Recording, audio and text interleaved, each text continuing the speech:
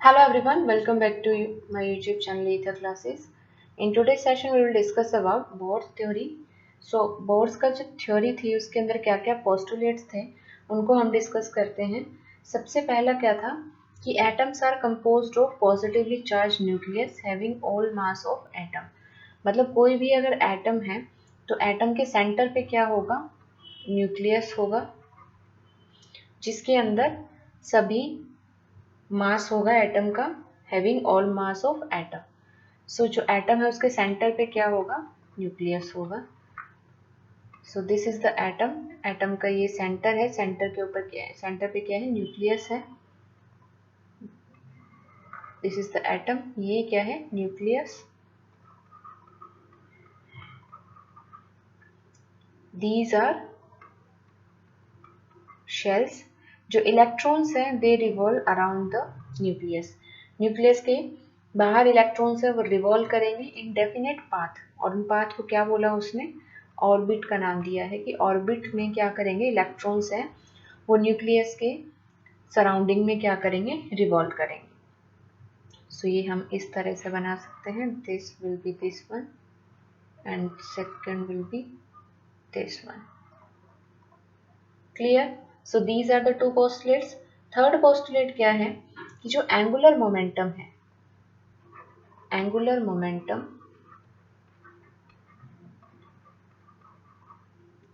उसको हम लिख सकते हैं L से, और इसको हम कैसे लिख सकते हैं, mvr। सो जो एंगुलर मोमेंटम है that is integral multiple of h upon 2 pi. Integral multiple of h upon 2 पाई। कि एंगुलर मोमेंटम है वो h अपॉन 2 पाई का इंटीग्रल मल्टीपल होगा। यहाँ पे जो n है, n इज इंटीजर। नेक्स्ट जो पोस्टुलेट है वो क्या है कि एनर्जी इज रेडिएटेड या फिर absorbed when electron jumps from one orbit to other, और these orbits are called stationary orbit. Suppose जो इलेक्ट्रॉन है हम इस तरह से लिख सकते हैं कि ये हो गया एक ऑर्बिट, ये हो गया सेकंड ऑर्बिट। सो इलेक्ट्रॉन अगर इस ऑर्बिट से इस ऑर्बिट के ऊपर जंप करेगा, सो एनर्जी क्या होगी, रेडिएटेड होगी। अगर ग्राउंड स्टेट से एक्साइटेड स्टेट पे गया है, this is the ground state और this is the excited state. Excited state की एनर्जी हमेशा ज्यादा होती है as compare to ground state. This is E1 and this one is E2, और वी नो कि E2 is greater than E1। So electron जब ground state से excited state के ऊपर जाएगा तो एनर्जी को एब्जॉर्ब करेगा, कुछ एनर्जी एब्जॉर्ब करेगा, तभी वो क्या करेगा कि E1 से E2 पे जंप कर सकेगा। और जब E2 से E1 के ऊपर आएगा तो एनर्जी को क्या करेगा, एमिट करेगा। तो ये जो ऑर्बिट है, दीज ऑर्बिट, ये ऑर्बिट क्या है, स्टेशनरी ऑर्बिट। स्टेशनरी ऑर्बिट, ये जो ऑर्बिट है इनके अंदर जो इलेक्ट्रॉन मूव करेगा उसकी एनर्जी क्या होगी, क्वांटाइज्ड होगी, एनर्जी क्या होगी, फिक्स होगी। तो अभी हम देखते हैं कि कितनी एनर्जी है ईच ऑर्बिट के अंदर जो इलेक्ट्रॉन मूव करेगा उसकी, प्लस रेडियस क्या होगी ऑर्बिट की, वेलोसिटी क्या होगी जिस वेलोसिटी से इलेक्ट्रॉन मूव कर रहा है। तो ये सब हम क्या करते हैं, अभी डिटेल में डिस्कस करते हैं। तो सबसे पहले हम देखते हैं फोर्स ऑफ अट्रैक्शन क्या होगा। फोर्स ऑफ अट्रैक्शन का फॉर्मूला क्या है, force of attraction is equal to 1 upon 4 pi epsilon Q1 Q2 divided by R square.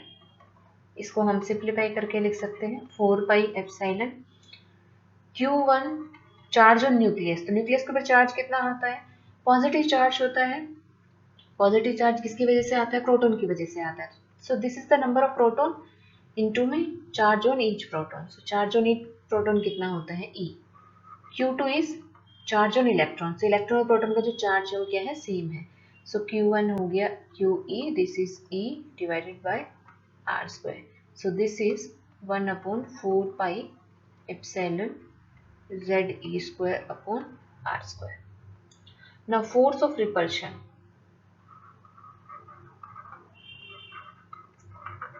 Force of repulsion वो किस वजह से होगा? सेंट्रीफ्यूगल फोर्स,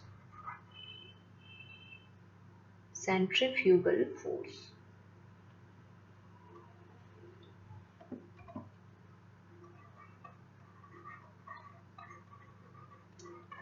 जो इलेक्ट्रॉन है वो सर्कुलर ऑर्बिट में रिवॉल्व कर रहा है, तो उसकी वजह से क्या होगा? सेंट्रीफ्यूगल फोर्स लगेगा।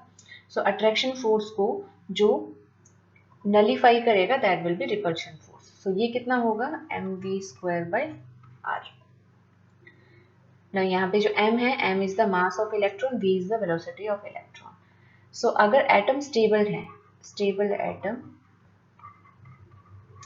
सो उसके लिए क्या होगा? Force of attraction will be equal to force of repulsion. So force of attraction की वैल्यू कितनी है? 1/4πε ZE²/r²। फोर्स ऑफ रिपल्शन कितना है? mv²/r। सो यहाँ से हम क्या कर सकते हैं? r को कैंसिल आउट करके r के टर्म में एक्सप्रेशन लिख सकते हैं। सो r कितना हो गया? r will be equal to ZE² divided by 4πε so v के टर्म में r की एक्सप्रेशन आ गई। This is equation number 1। Now angular momentum की अभी हमने इक्वेशन पढ़ी है, that is mvr is equal to nh/2π। यहाँ से अगर मैं v की एक्सप्रेशन निकालूं, so that will be equal to nh/mr into 2π। This is equation number 2। So यहाँ पे हम क्या लिख सकते हैं? Putting the value of equation 2 in equation 1, putting value of equation 2 in equation 1। So यहाँ पे क्या मिलेगा? r is equal to ZE² divided by 4πε mv²। यहाँ से v की वैल्यू हम पुट करेंगे इक्वेशन नंबर 2 से। सो ये कितना आ गया? ZE² divided by 4πε m, v की जगह रखेंगे nh divided by mr into 2π। ये पूरी टर्म है, इसका हो गया स्क्वायर। सो यहाँ से इसको सॉल्व करेंगे। So r will be equal to ZE² divided by 4πε m, यहाँ से लिखेंगे m² r² 4π² divided by n² h²। सो यहाँ से हम 4 से 4 कैंसिल आउट कर सकते हैं, पाई से एक पाई चला गया, m से एक m कैंसिल आउट हो गया, और इधर से हम क्या कर सकते हैं? r से एक r कैंसिल आउट हो गया। सो ये जो r है इसको अगर सॉल्व करेंगे, so this r comes out to be n² h²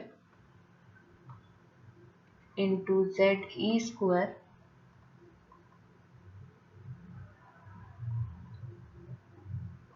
ऐसे क्या लिखेंगे? n² h²। ये जो एक्सप्रेशन है इसको सॉल्व करेंगे। So this comes out to be n² h² divided by m pi into ZE²। So this will be the expression for r। यहाँ पे अगर हम h की वैल्यू पुट करते हैं, h इज प्लैंक्स कांस्टेंट, इसकी वैल्यू होती है h is equal to 6.63 into 10⁻34 joule second, और m is mass of electron 9.1 into 10⁻⁻31 kilojoule is -34। Z is charge on electron 1.6 into 10⁻⁻90। Z is atomic number, E is charge on electron coulomb। सो यहाँ से जब ये values put करेंगे, सो जो R है, R comes out to be 0.529 n²/z। So this will be the expression for R, और ये जो वैल्यू आएगी, this value will be in angstrom. So जो भी इलेक्ट्रॉन है वो एक पर्टिकुलर एनर्जी के ऑर्बिट में रिवॉल्व कर रहा है, जिसको हम स्टेशनरी ऑर्बिट बोला है हमने। सो उस ऑर्बिट के अंदर जो रेडियाई होगी that will be equal to this formula. ना अगर इसकी हेल्प से हम v की एक्सप्रेशन निकालें, सो v will B, equation number 2 है उसके अंदर r की अगर वैल्यू पुट करेंगे, so what will be the value of v,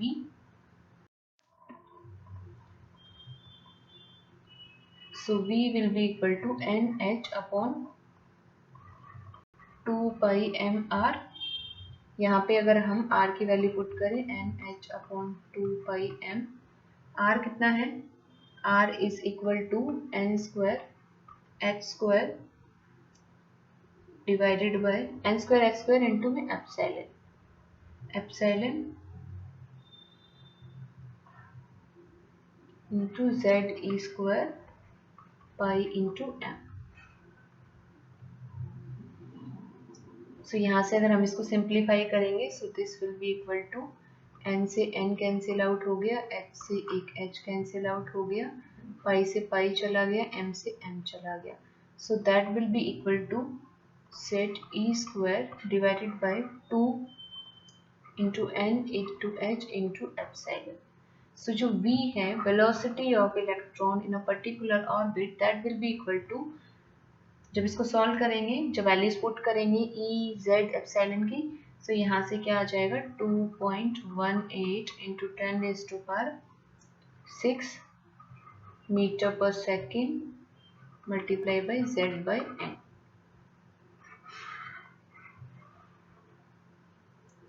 so जो वैल्यू है वो कितनी आ गई, 2.16 into 10⁻⁶ into Z by N metre per second. So this is the expression for v। So हम देखते हैं रेडियस कैसे कैलकुलेट करेंगे, 0.529 divided multiply by n square divided by z, this will be in angstrom. और जो velocity है that will be 2.18 into 10⁻⁶ z by n, so that will be in meter per second।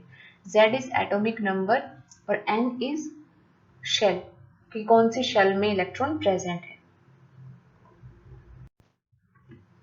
Now question solve करते हैं। अभी हमने radius और velocity का जो फॉर्मूला देखा है, उसके ऊपर क्वेश्चन सॉल्व करेंगे।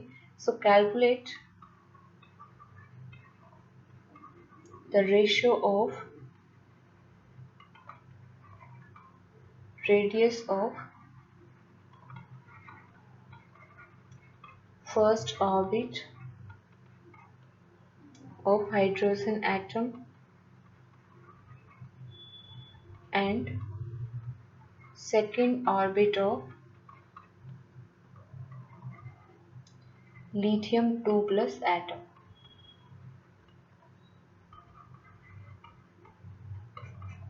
तो सॉल्यूशन क्या है, रेडियस क्या निकाला था हमने 0.529 n स्क्वायर बाई जेड, ये लिखा था। आंसर किस में आना था, एंगस्ट्रॉम में। यहाँ से हम क्या लिख सकते हैं कि radius is directly proportional to n square by Z. 0.529 तो क्या है, कांस्टेंट है। सो अगर हम हाइड्रोजन के लिए लिखें, सो दिस इज फॉर हाइड्रोजन के लिए n की वैल्यू कितनी है, हाइड्रोजन का कौन सा ऑर्बिट है, फर्स्ट ऑर्बिट है। सो हम यहाँ पे लिख सकते हैं हाइड्रोजन के लिए n कितना है 1 और z, हाइड्रोजन का एटॉमिक नंबर भी कितना है 1। लिथियम के लिए n कितना है 2 और z कितना है, लिथियम का atomic number 3। So this will B n square by z, n कितना है 1, this will also be 1। So this will be the expression for hydrogen. Now r for lithium 2 plus is directly proportional to, इसको हम किस तरह से लिख सकते हैं, directly proportional to n square, तो n कितना हो गया 2 square divided by 3। So radius of lithium 2 plus will be equal to constant is 0.529 into 4/3 और रेडियस ऑफ हाइड्रोजन को भी हम कांस्टेंट के टर्म में लिखें तो 0.529 into 1। This is expression A, this is expression B. दोनों का अगर रेशियो निकालें, so ratio of hydrogen to ratio of lithium 2 plus will be equal to 0.529 into 1 divided by 0.529 into 4, ऊपर चला गया 3, so this ratio will be equal to 3/4. Clear? तो इस तरह से अगर रेडियस दे रखा है फर्स्ट ऑर्बिट का, रेडियस का रेशियो निकालना है तो हम उसको इस तरह से सॉल्व करेंगे. Now moving to the next part, अगर हमें टोटल एनर्जी कैलकुलेट करनी है, so this is the important part. Energy के टर्म में अगर हम देखें तो this is the important part. So total energy किसकी इक्वल होती है? Total energy is equal to potential energy plus kinetic energy. और पोटेंशियल एनर्जी क्या होती है? Potential energy is equal to 1/4 pi epsilon ZE²/R. और जो काइनेटिक एनर्जी है that is equal to half mv² होता है. हाफ mv² है, इसमें क्या कर सकते हैं हमने अभी एक्सप्रेशन देखा था. उस एक्सप्रेशन में क्या देखा था कि force of attraction is equal to force of repulsion. So force of attraction क्या था? 4 पाई एप्सिलॉन ZE²/R². और फोर्स ऑफ रिपल्शन कितना था? mv²/R. सो यहाँ से अगर हम mv² की वैल्यू पुट करें सो that will B ZE² divided by 4 pi epsilon R. सो अगर काइनेटिक एनर्जी का जो फॉर्मूला है उसमें हम ये वैल्यू पुट करें so this will be half of ZE² upon 4 pi epsilon R. So this will be the value of kinetic energy. So kinetic energy की अगर हम फॉर्मूला लिखें so kinetic energy will be equal to half of ZE² divided by 4 pi epsilon R.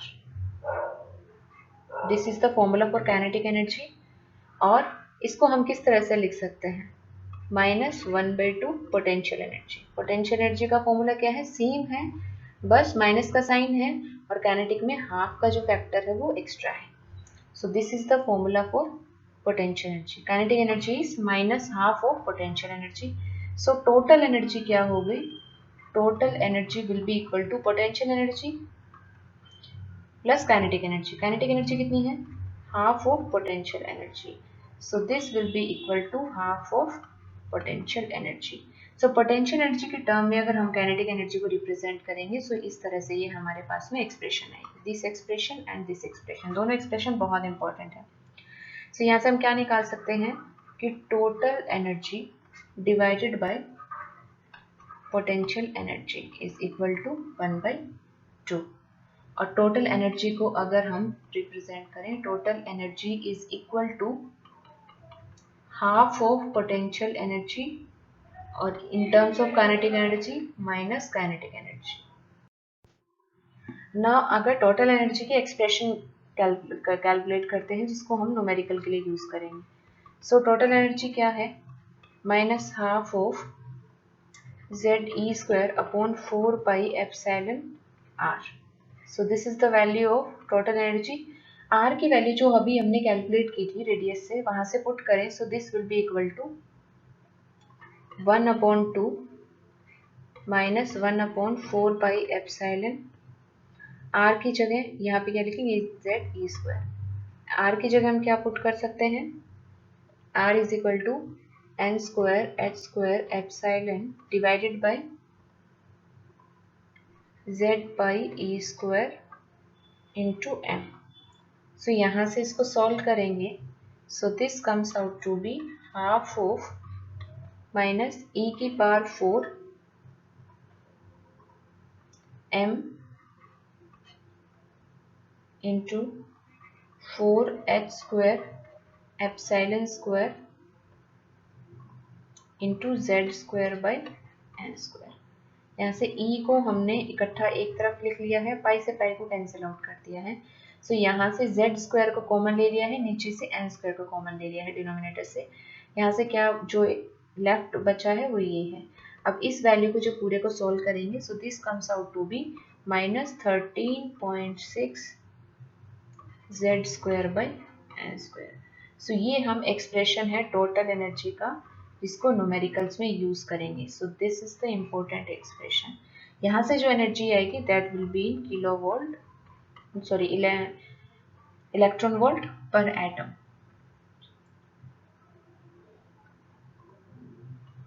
और 1 electron volt किसके equal होता है, that is equal to 1.6 into 10⁻⁻⁹ joule. इसको अगर किलो जूल पर मोल में करेंगे तो एक्सप्रेशन होगा 1312 Z²/n², that will be in kilo joule per mole.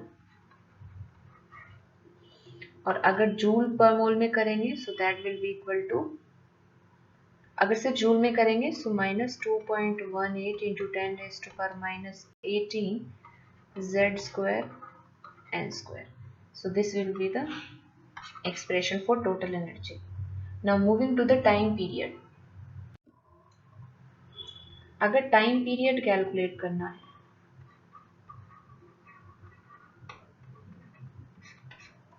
So time period क्या होता है, time taken to complete one revolution, एक रिवॉल्यूशन को कंप्लीट करने के लिए जो हमें टाइम लगता है, सर्कुलर पाथ है तो एक रिवॉल्यूशन को कंप्लीट करने में जो टाइम लगा दैट इज टाइम पीरियड। सो एक रिवॉल्यूशन कंप्लीट किया मतलब डिस्टेंस कितनी ट्रेवल की है, so distance travelled is equal to 2πr और वेलोसिटी है कितनी, v, velocity is equal to v। So जो टाइम पीरियड है वो क्या होगा, टाइम पीरियड होता है distance travel divided by velocity, distance travel divided by velocity. Distance कितनी ट्रेवल की है, 2πr डिवाइडेड बाय वेलोसिटी। यहाँ पे अगर हम इसको सॉल्व करें 2πr की एक्सप्रेशन लिखें 0.529 n²/z, this is in angstrom. और v की जो एक्सप्रेशन लिखें, v की एक्सप्रेशन कितनी थी 2.18 इंटू 10⁻⁶ Z/n। और ये एंगस्ट्रॉम है इसलिए एंगस्ट्रॉम के लिए हम क्या कर सकते हैं 10⁻10 लिख लेते हैं, क्योंकि जो एक्सप्रेशन है वेलोसिटी की वो मीटर पर सेकंड में है। सो यहाँ से जब इसको सॉल्व करेंगे so this comes out to be 1.524 into 10⁻⁻16 n³ divided by Z²। So this will be the expression for time period, और टाइम पीरियड किस में आएगा, सेकेंड में।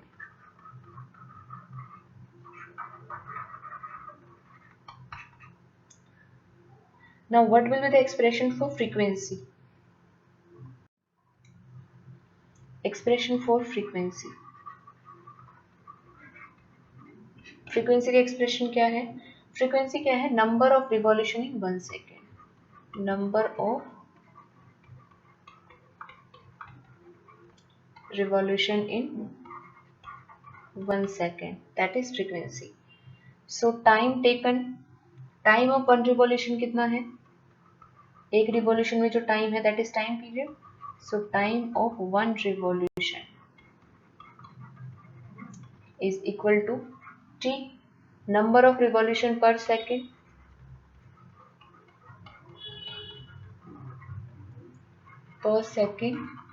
will be equal to 1/t और this is equal to frequency. So यहाँ से अगर हम frequency कैलकुलेट करें so that will be equal to 1/t, that is Z² n³, यहाँ पे होगा ये 1/1.524 इंटू 10⁻⁻16 और इस पूरे को जब सॉल्व करेंगे so this comes out to be 6.56 into 10⁻15 Z² divided by n³ second inverse. So this will be the expression for frequency. ना अगर ट्रांजिशन होगा, एनर्जी का ट्रांजिशन होगा, ये है इलेक्ट्रॉन इन E1 एनर्जी लेवल और ये है electron in E2 energy level. Electron ने कुछ एनर्जी गेन की, here is the इलेक्ट्रॉन ने कुछ एनर्जी गेन की। Now electron will shift to E2 energy level, then क्या होगा कि जो इलेक्ट्रॉन है वो E2 एनर्जी लेवल से जब कुछ एनर्जी रिलीज कर देगा so that electron will shift to E1 energy level. So जब इलेक्ट्रॉन एनर्जी गेन की तो उस टाइम पे क्या हो गया, एब्जॉर्प्शन, इलेक्ट्रॉन ने जब एनर्जी रिलीज की so that is emission. So जो डेल्टा E है that is equal to E2 minus E1, और हम इसको क्या लिख सकते हैं, E of N2 minus E of N1, और this is equal to H nu और Hc by lambda. Now En की एक्सप्रेशन हमें मालूम है -13.6 Z square by n square electron volt per atom. So En2 कितना हो गया, En2 will B -13.6 Z square N2 square electron volt per atom, और En1 कितना हो गया, -13.6 Z square divided by N1 square. So जो डेल्टा E है that is Hc by lambda. So that delta E will be equal to En2 minus En1. So En2 put करेंगे -13.6 Z square into divided by N2 square minus En1. So this is En1 Z square upon N1 square. So इसको जब solve करेंगे so यहाँ से कितना आ जाएगा 13.6, इसको लिख सकते हैं -13.6 Z square into 1 upon N2 का स्क्वायर माइनस 1 अपॉन N1 का square. This is the expression of energy that is Hc by lambda. और यहाँ से अगर हम 1 by lambda that is wave number अगर कैलकुलेट करेंगे सो जो Hc है वो क्या आ जाएगा, डिनोमिनेटर में आ जाएगा। सो that is -13.6 Hc into Z square 1 upon N2 square minus 1 upon N1 का स्क्वायर। सो यहाँ से अगर हम इसको सॉल्व करेंगे this value, this will be the value of RH। Negative sign को रिमूव करेंगे उसके लिए क्या कर सकते हैं, 1 upon N1 square minus 1 upon N2 square. जो ब्रैकेट के अंदर है वहाँ पे चार्ज हम क्या करेंगे, चेंज कर देंगे, नेगेटिव चार्ज को ब्रैकेट के अंदर ले जाएंगे। सो R is Rydberg constant, this is Rydberg constant,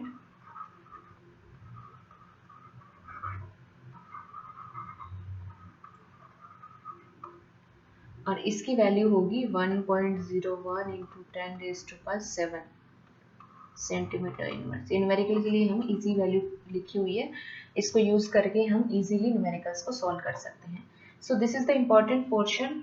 यहाँ पे जो पॉवर मॉडल में अभी तक हमने जितने भी फॉर्मूले पढ़े हैं वो सभी क्या है, इंपॉर्टेंट है, चाहे वो रेडियस का हो, चाहे वेलोसिटी हो, टाइम पीरियड हो, फ्रीक्वेंसी हो, एनर्जी हो। एनर्जी को भी हमने 2 वे से पढ़ा है, एक टोटल एनर्जी का expression -13.6 Z square by n square, और एक दूसरा हमने जो पढ़ा था टोटल एनर्जी, पोटेंशियल एनर्जी और काइनेटिक एनर्जी, इन तीनों में रिलेशन। और एक अभी हमने पढ़ा है wave number that is mu bar in terms of Rydberg constant कि ट्रांजिशन का जो केस है वो सब क्या है, इंपॉर्टेंट कॉन्सेप्ट है। सो यहाँ से क्या होता है, न्यूमेरिकल कंफर्म आता है। ये जो पूरा सेशन है आज का वो बहुत इंपॉर्टेंट है।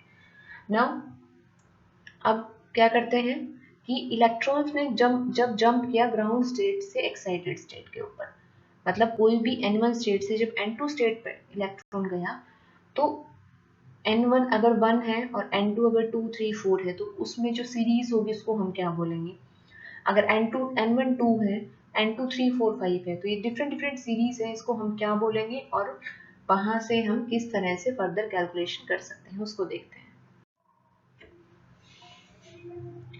तो सबसे पहले हम देखते हैं लाइमन सीरीज।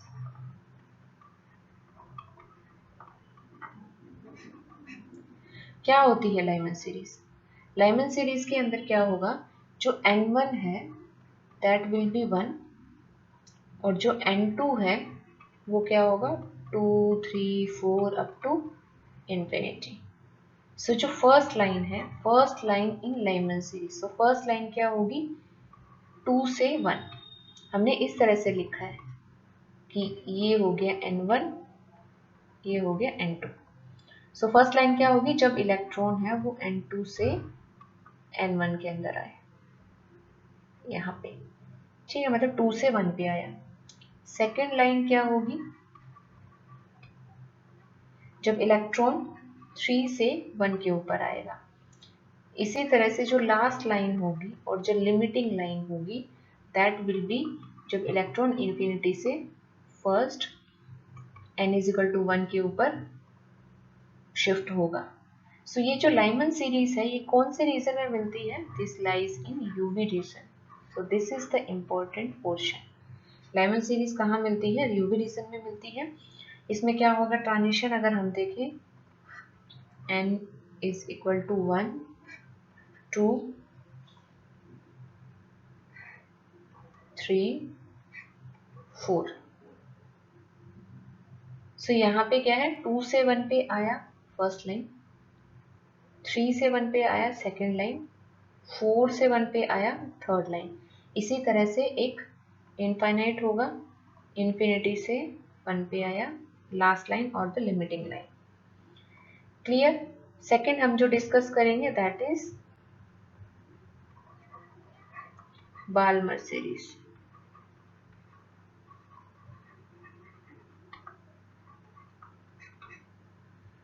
बाल्मर सीरीज में क्या है, देखो जो लाइमन सीरीज था उसके अंदर जो इम्पोर्टेंट पोर्शन था वो क्या था कि इलेक्ट्रॉन किसी भी लेवल पे था बट वो जंप करके लास्ट में कहाँ आता है, n=1 के ऊपर आता है।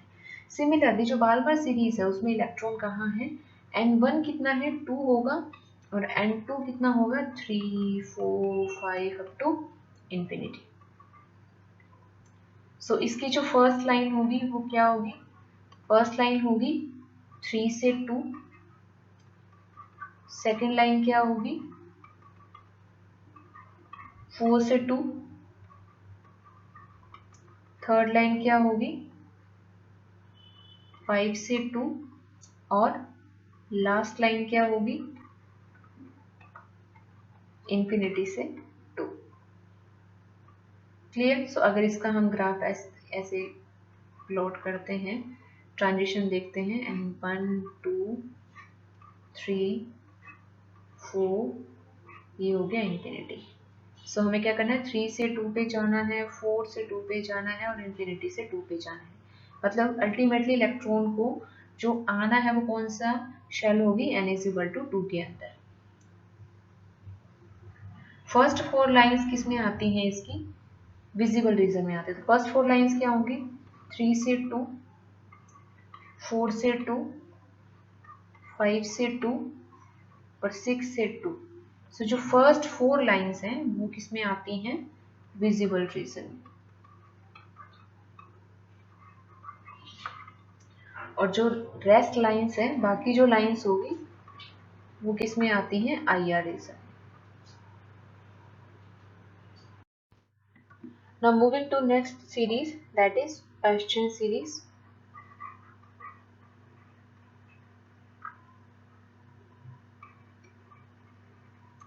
Paschen सीरीज में क्या होता है, n1 होता है 3 और जो n2 है that is 4 5 6 up to infinity. So यहाँ पे ये जो Paschen सीरीज है वो लाई करती है, लाइज इन IR रीजन।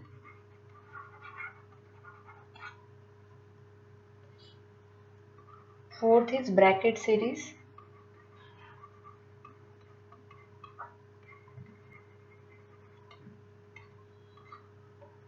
यहाँ पे n1=4 और जो n2 है that is equal to 5 6 7 up to infinity.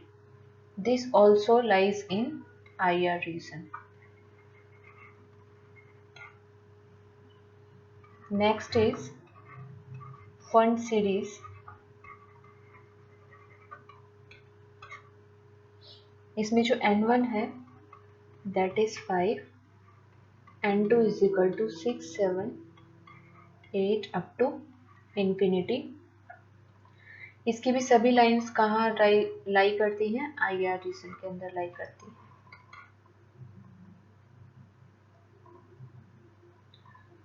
Now excitation को समझें। सो this is n=1 n is equal to 2, n is equal to 3, 4, 5। सो यहाँ पे अगर हम एक्साइटेशन को समझें तो n is equal to 1 is the ground state। Now अगर इलेक्ट्रॉन गया 1 से 2 के ऊपर, सो this is first excited, n2 is first excited state, n3 क्या है, second excited state, second excited state, n4 क्या है, थर्ड एक्साइटेड स्टेट, और n5 क्या है, फोर्थ एक्साइटेड स्टेट। सो यहाँ पे अगर हम एक्साइटेड स्टेट के टर्म में देखें सो क्या देखेंगे, n1 से n2 ये हो गया फर्स्ट एक्साइटेशन, और अगर n1 से n3 देखेंगे सो सेकेंड एक्साइटेशन, n1 से n4 देखेंगे थर्ड एक्साइटेशन, n1 से n5 हो गया फोर्थ एक्साइटेशन। ना फर्स्ट एक्साइटेशन क्या था, n1 से n2 के ऊपर।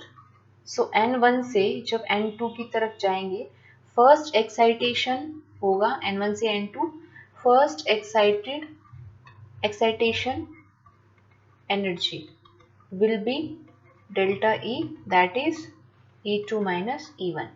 Similarly अगर n is equal to 1 से हम मूव करेंगे n is equal to 3 तक, तो n is equal to 3 क्या था, सेकेंड एक्साइटेड स्टेट। सो यहाँ से अगर मूव करेंगे सो सेकेंड एक्साइटेशन एनर्जी क्या होगी, delta E, that will B E3 minus E1। So first excitation energy या सेकेंड एक्साइटेशन एनर्जी, ये टर्म से कंफ्यूज नहीं होना, इनका ये मतलब है फर्स्ट एक्साइटेशन एनर्जी का मतलब है n1 is equal to 1 से उससे जस्ट नेक्स्ट लेवल। सो 1 से 2 पे, सेकेंड क्या हो गया 1 से 3। क्लियर। तो फर्स्ट क्या होता है, जो पहला लेवल है उससे जस्ट ऊपर वाला जो लेवल हुआ that will B first excited state, और सेकेंड क्या होगी, जो पहला लेवल है उससे एक छोड़ के जो नेक्स्ट लेवल होगा that will be second excited state. Now next is binding energy.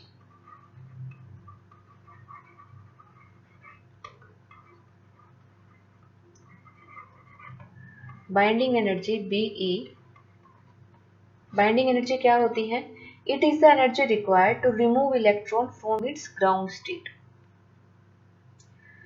अगर इलेक्ट्रॉन को, अगर हम ग्राउंड स्टेट के अंदर कोई भी इलेक्ट्रॉन है, जैसे n इज इक्वल टू 1 है और this is n is equal to infinity, so कितनी एनर्जी की हमें ज़रूरत होगी इलेक्ट्रॉन को अगर हम ग्राउंड स्टेट से रिमूव करते हैं, so that will be the binding energy. So binding energy को हम क्या कर सकते हैं, energy at infinity, energy of first.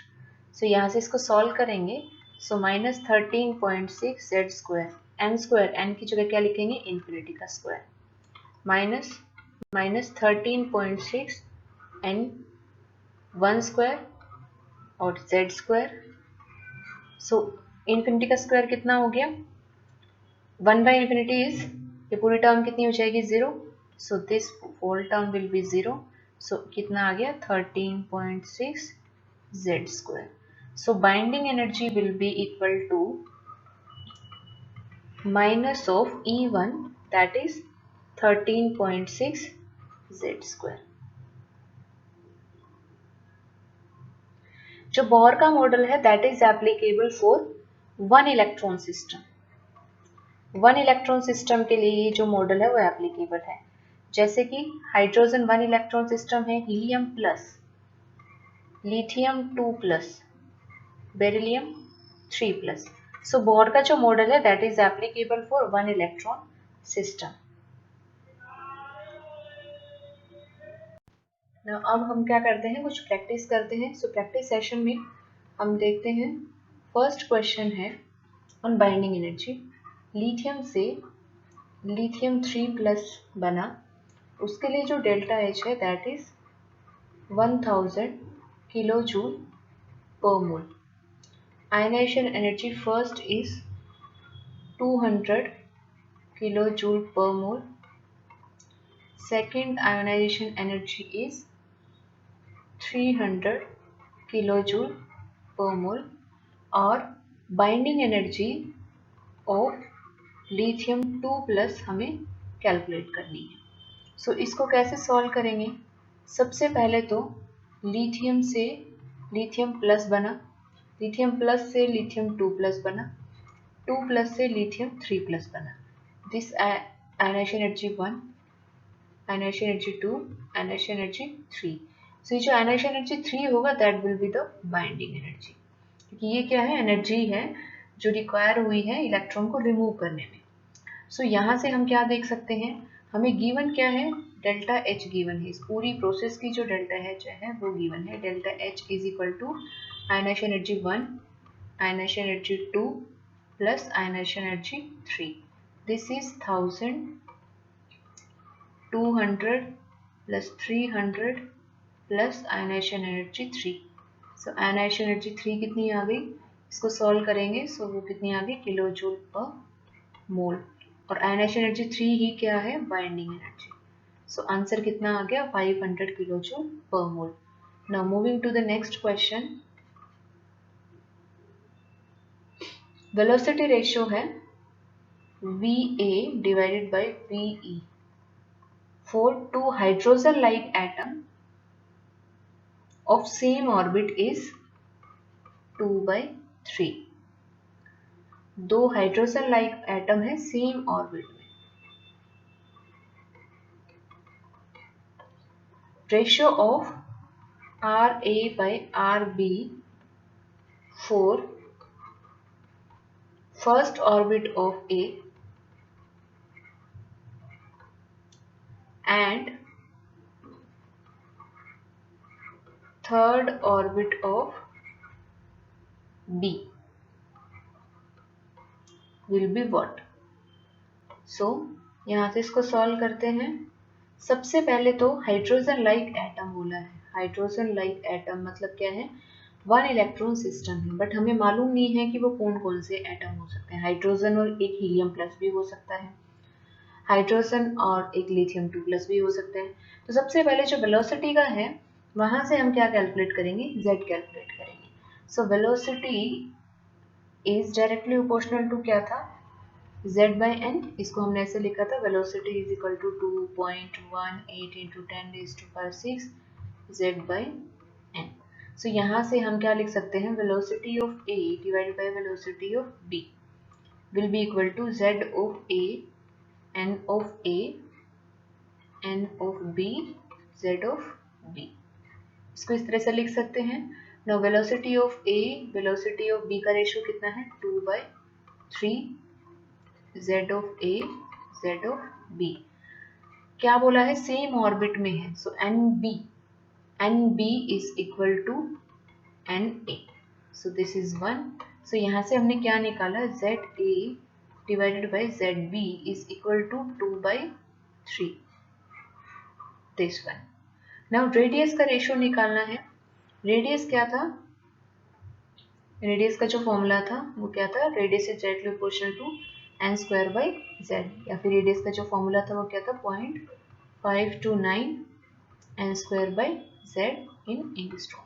सो अगर RA इसको अगर यूज करें so RA divided by RB will be equal to NA का स्क्वायर डिवाइडेड बाय ZA. यहाँ पे हो गया ZB डिवाइडेड बाय NB का स्क्वायर. सो NA क्या है? फर्स्ट ऑर्बिट ऑफ A का फर्स्ट ऑर्बिट है तो NA हो गया 1 का square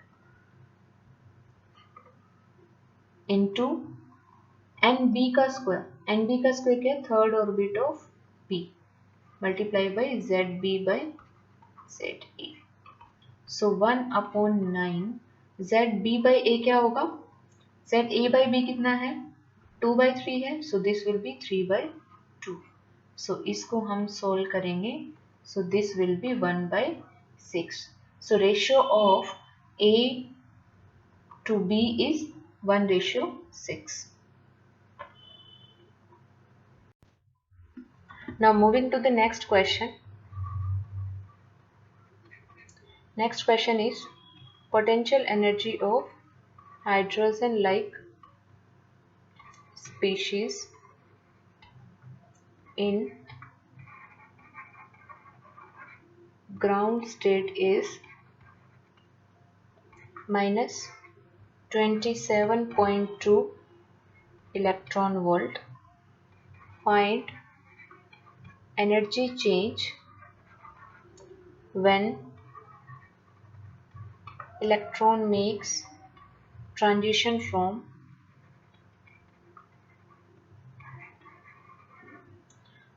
ground state to second excited state. So change in energy calculate करना है. इसको हम कैसे कैलकुलेट करेंगे? पोटेंशियल एनर्जी गिवन है. पोटेंशियल एनर्जी कितनी है? minus 27.2 electron volt. So potential energy का क्या फॉर्मूला था? minus 13.6 z square by n. This is for hydrogen like particle. Z square by n square. Now for hydrogen z is equal to 1 और यहाँ से हम क्या देखेंगे?